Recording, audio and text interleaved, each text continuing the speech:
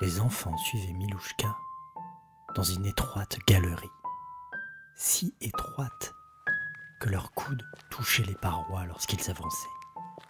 La sorcière des ombres suivait elle-même de drôles de petits êtres chauves. À la lueur des torches, ils s'enfonçaient toujours plus profond dans les entrailles de la terre. Milouchka, comment as-tu su que nous étions enfermés ici? Ce sont vos gentils petits animaux qui sont venus me prévenir. Kikidawi, Elle restait avec le rapace chez le premier secrétaire des nains. Lena, C'est eux là, ceux qui marchent devant nous. À part leur chef, ils ne savent pas parler ta langue. Vous allez comprendre, car nous arrivons. En effet, la drôle de petite troupe sortit de l'étroit boyau de pierre et arriva dans une grande salle voûtée. Les murs, taillés à même la roche, étaient décorés de millions de petites gravures. Au centre de cet espace montaient 4 gigantesques colonnes disposées en carré. je suis venu ici, j'ai promené au couloir. Tu as raison, d'ailleurs les nains se rappellent de toi. Ils se cachaient lors de tes venues et ils te surnommaient Cheveux. Nous arrivons au bureau du premier secrétaire des nains. Il faut que je vous prévienne, il parle très bizarrement. Si vous ne comprenez pas tout, je vous expliquerai en sortant. Non, en fait, je vais vous expliquer pendant. Les nains firent signe aux enfants et à la sorcière de franchir la petite porte du bureau du secrétaire. Mais Rikiki-Taoui sortit de la pièce et sauta au cou de Garibaldi. Giolito poussa un grand soupir quand il vit Berkut perché sur le dossier d'une chaise métallique. Le garçon le prit dans ses bras si chaleureusement. C'est alors qu'une voix retentit. Bonjour Elcho. Qu'est-ce qu'il dit? Prenez donc une cuillère. Prenez une chaise. Milouchka, t'es venu me dire que le petit aux cheveux là, est tout dans le bras. Bon, mais j'aime pas voir le petit dans le bras. Pourquoi il vous enferme l'autre Moïse là? Parce que ça remet ça. Oh, t'as raison, un cheveu. On va passer à Wassanga dans le château là. On va faire le ménage. Et même qu'on va libérer les autres petits là, qui sont fermés. Qu'on va faire cueillir le maïs là. On va faire tomber le roi. Il met son bras dans notre mine. Hein? Notre métier, c'est le mine. C'est pour le déchetterie. S'il se croit fort, l'autre Moïse. Tout le travail de chéterie, là, il se croit fort. Mais c'est nous autres, là, qu'on fabriquait le château, quand il pleuvait encore. C'est nous autres, qu'on trimait. Qu'est-ce qu'il dit? Ben là, j'ai rien compris non plus. Allez, venez avec moi, le petit. On va faire une guerre. On va faire une lutte finale. Monsieur Bronstein. Mais je m'appelle Max. Tu peux m'appeler Max, Max, il y a un autre moyen que la guerre. On peut kidnapper le roi Maïs dans son sommeil, l'amener sur la place de la ville aux couleurs et faire tomber la pluie. Les gens se rendront compte qu'ils n'ont plus besoin de lui pour avoir de l'eau. Je trouve que c'est une bonne idée. Je vais taper dans le marmite. C'est le signal pour le soupe. Ils vont tous venir à l'ENA, ils vont tous venir là. Regarde bien, tu vas rigoler. C'est alors que des centaines de nains sortirent partout. Il en sortait par des petits trous dans les murs. Il en sortait de la cathédrale, il en sortait du plafond, il en sortait du sol, il en sortait de partout. Donc les enfants commencèrent à rire très fort. Ils disaient vrai, Max, c'était vraiment rigolo. C'est fou, c'est chaud. Dis, c'est pas pour le marmite que je vous ai fait venir à vous autres là. C'est pour libérer les enfants qui sont fermés dans le château de le maïs là-haut là. Vous venez tous là? On mangera après les gars. Venez. Allez, on y va tous là. C'est le moment là. Allez, faites la queue. Je vais vous donner un bonbon qui vous rend invisible. Je sais faire ça, Milouchka? Giolito, ne me prends pas pour une sorcière de pacotille! M'a fait peur. Une foule transparente se mit en route. Seuls les petits bruits de pieds attestaient des déplacements de l'équipe.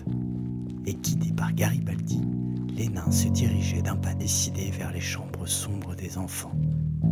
Ils passèrent devant un garde endormi qui leva une paupière et, ne voyant rien, la referma immédiatement. Giolito ouvrit lentement la première porte. Ah, c'est drôle, elle clenche et bouge toute seule. Chut. Ah oui, pardon, madame. Sortez d'ici les enfants. Get out the room. Les enfants ne comprenaient pas ce qu'il se passait. Milouchka s'occupait elle aussi de les réveiller, de son côté, et de les rassembler. C'est alors qu'un garde arriva en courant et cria. ¿Qué pasa? ¿Qué pasa abajo? Il fut immédiatement bâillonné et ligoté par les nains. Tous espéraient que ce vacarme n'attirerait pas d'autres capichefs. Alors Milouchka mit un bonbon dans la main de chaque enfant délivré et leur dit d'avaler. Mais les enfants ne voulaient pas. Sauf un qui reconnut Rikiki-Taoui. Mais c'est Rikiki Taoui. Tu as raison, Oscar. C'est l'animal du petit Garibaldi. Mais oui, Stella, c'est sa petite mangouste. Moi aussi, je l'ai reconnue. Allez, les copains, manger les bonbons. C'est sa voix. Ah oui, Marcus, c'est la voix de Garibaldi. Hein, Léo, c'est sa voix. T'as raison, Gaspard. Alors qu'est-ce qu'on attend pour les manger, ces bonbons? Ils sont bons, ces bonbons. Et les enfants disparurent à leur tour. Une fois devenus transparents, on pouvait voir les autres invisibles. Et c'était fort pratique, pour ne pas se foncer dedans ou se marcher sur les pieds. Bah oui, j'ai pensé à tout. Maintenant, on va chercher le maïs dans cette chambre. Hein? On va aller le chercher. Et la troupe d'invisibles se faufila dans le dédale de couloirs obscurs, uniquement éclairés par la pâle lueur de la lune qui traversait les fenêtres. Au niveau goutte, ils auraient pu laver le carreau dans le château. C'est la nuit, monsieur Bronstein, et la nuit on voit rien du tout. Ah ouais? Eh ben pourquoi on n'a pas attendu le jour pour y aller? Eh, on est un peu bourse nous autres, hein? Chut, Max. Eh, désolé, madame. Oh, désolé. Eh, vous autres, là. Eh, là, vous allez me chercher le caudron à frites. Allez me chercher le caudron à frites. Et revenez ici, hein. Le roi Maïs dormait d'un sommeil lourd et profond, ronflant plus fort qu'un géant. Le capichef posté devant sa chambre en fut bien vite ligoté et bâillonné. Une foule invisible s'introduit dans la chambre et entoura le lit, somptueux. Des milliers de grains de maïs en or décoraient la tête de lit d'une granulation qui brillait même sous les éparses rayons de lune. Le reste de la chambre ne dénotait pas. Le roi aimait ce qui brillait. Et moi qui raconte, je peux vous assurer que l'image de cette chambre dans la nuit est restée gravée dans ma mémoire. Le roi Maïs bougeait dans son lit de plumes et disait des choses incompréhensibles en dormant. C'était tellement étrange que tout le monde rigola. Et le roi se réveilla en sursaut. Il clignait des yeux, ne vit personne, mais il sentait des présences autour de lui et prit peur.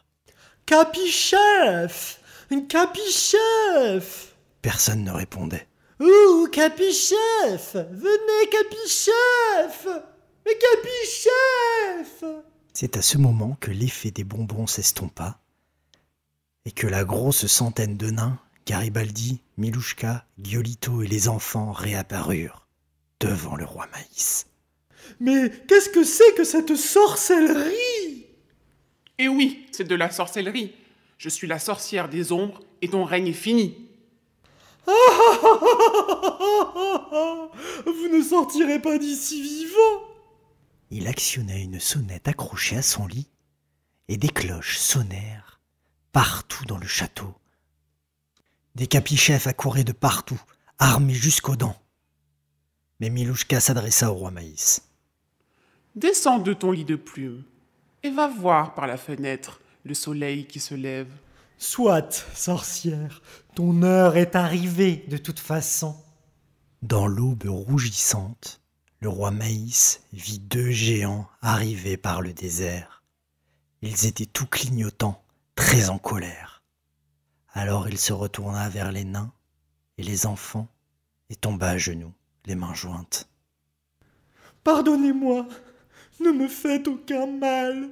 Pardonnez-moi. Nous ne te ferons pas de mal. On veut juste que tu vois quelque chose. Et pour ça, nous allons tous aller sur la grande place de la ville aux couleurs. Et tu vas nous suivre sans rechigner. Et tu vas mettre le caudron à frites sur tiette. Ça va te faire une belle couronne, là. Eh Maïs, dis à tes gardes de rester tranquilles. Sinon les géantes se chargeront de les faire taire. Capichette, ne faites rien. Rendez-vous, ne faites rien. Ils ont des géants avec eux. Ne faites rien. Vous aussi vous êtes libre, vous pouvez faire ce que vous voulez. Ah oui, j'aimerais faire des oiseaux en papier. J'adore les oiseaux en papier. C'est trop joli. Et une foule sortit du château, accompagnée par Greta et Ingrid, qui veillaient au calme de la troupe. Ingrid, du bout d'une de ses grosses griffes brillantes, grattait la tête de Garibaldi. Tous les habitants de la ville aux couleurs se massaient pour voir le spectacle. Silence! Cria Giolito. Et le silence se fit. Le petit bonhomme et moi sommes allés au pays des nuages. Et nous vous avons apporté un cadeau. Regardez bien. Et les enfants commencèrent à exécuter une danse. Le bruit de leurs pas résonnait sur les façades colorées des maisons qui bordaient la place. Cette danse avait l'air si compliquée et les deux compères étaient si gracieux que j'en eus les larmes aux yeux. Et à la fin de leur numéro, la pluie tomba.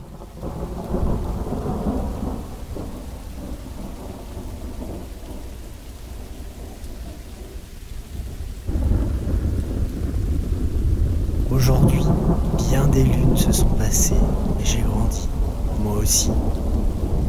Comme Garibaldi, j'étais un enfant ramasseur d'eau. Ma vie commença vraiment ce jour-là, sous la lourde pluie, dans la ville aux couleurs. Il m'arrive de revoir Garibaldi et Giolito. Ils vivent chez la sorcière Milouchka,